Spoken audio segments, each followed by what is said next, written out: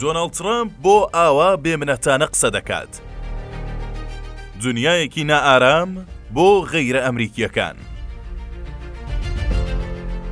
لە ڕۆژی دووشەممە 20/1/2025 دۆناڵد ترامپ وەکو 47مین سەرۆکی هەڵبژێردراوی ئەمریکا لە ڕێوڕسمێکی تایبەتدا سوێندی یاسایی خوارد و دواتریش وتارێکی گەرم و گوڕی پێشکەش کرد. ترامپ لەم وتارەدا ڕوو لە ئەمریکیەکان و بۆ پەڕی غرورەوە ڕایگەیاند ئەمریکا بەهێزتر و خۆشگوزەرانتر دەبێت و کۆتاییش بە جەنگەکان دەهێنم. هەر لە وتارەکەدا کە دەمێک بوو سەرۆکی وڵاتان، سیاسەتمەداران، میدیاکاران و بەتایبەت ناوەندەکانی توێژینەوە چاوەڕێیان دەکرد لە ڕستەیەکی پڕمانە و هەستیاردا دۆناڵد ترامپ ئاماژەی بە سەرهەڵدانی سەردەمێکی نوێ بۆ وڵاتەکەی کرد و ڕایگەیاند سەردەمی زێڕینی ئەمریکا تازە دەستی پێکردووە و دابەزینی ئەو وڵاتە کۆتایی هاتووە. ترامپ لە درێژەی وتارە تەواو ناسیۆنالیستیەکەی خۆیدا ڕاشکاوانە پەیامی با خەڵکی وڵاتەکەیدا کە ئەو وەک دۆناڵد ترامپ ئەولەویەتی سەرەکی خزمەت بە ئەمریکا دەبێت.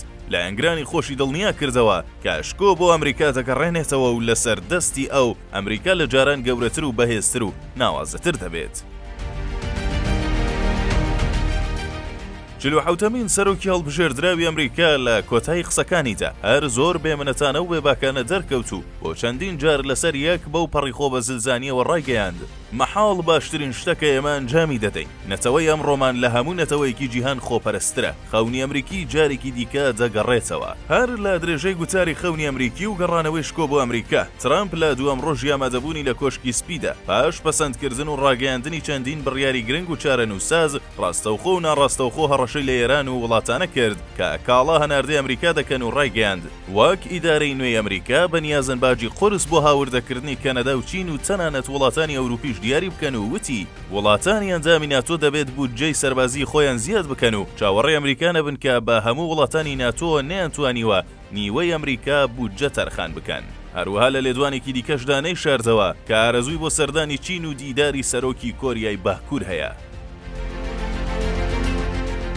جیاواز لە ترامپ هەر زووش مارکۆ ڕۆبیۆ وەزیری دەرەوەی ئەمریکا لە ڕاکێنراوێکدا ئاماژەی بە سیاسەتی نوێی وەزارەتی دەرەوەی ئەمریکا کرد و وتی سەلامەتتر، خۆشگوزەرانی تر و بەهێزترکردنی ئەمریکا سێ ئەرکوکاری لە پێشینەی وەزارەتەکەی و سیاسەتانەی دەبێت کە لە ماوەی داهاتوودا وەزارەتەکەی پەیڕەوی دەکات.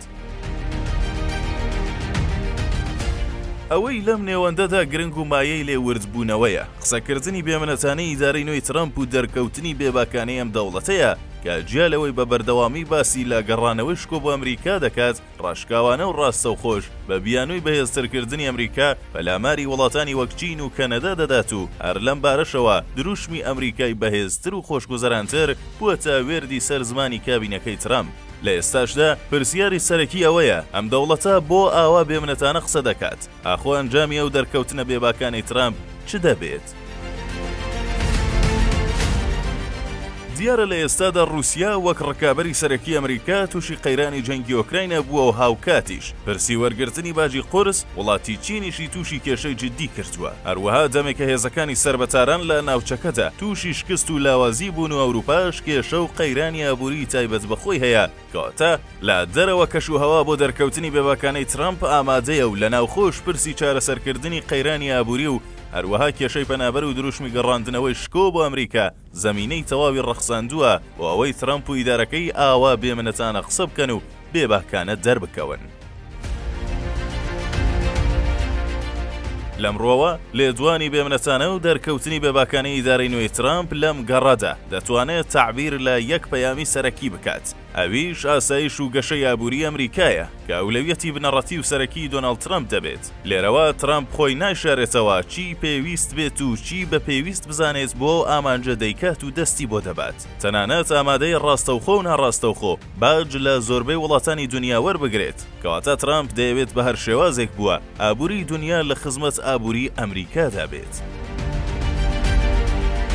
کۆی ئەم ئاماژانە بە ئێمە دەڵێن لە ڕووی ناوخۆ و دەرەوە زەمینەکە ڕەخساوە بۆ ئەوەی دۆناڵد ترامپ ئاوا بێمنەتانە قسە بکات و بێباکانە دەرکەوێت. ئەم چەشنە سیاسەتکردنە بە بیانوو و پاساوی گەڕاندنەوەی شکۆ بۆ ئەمریکا وا لە ترامپ دەکات. لەم گەڕەدا و لە پێناو بەهێزکردنی ئەمریکادا سڵ لە هیچ شتێک نەکاتەوە و تەنانەت ئامادەی باجوەرگرتن و لێدان و پەراوێز خستن و سوکایەتیە بە وڵاتانی دیکە. کەواتەم چەشنە سیاسەتکردنەی ترامپ دەتوانێت کەم و ئارام جیهان بکاتە شوێنێکی مەترسیدار و نائارام بۆ غەیرە ئەمریکیەکان.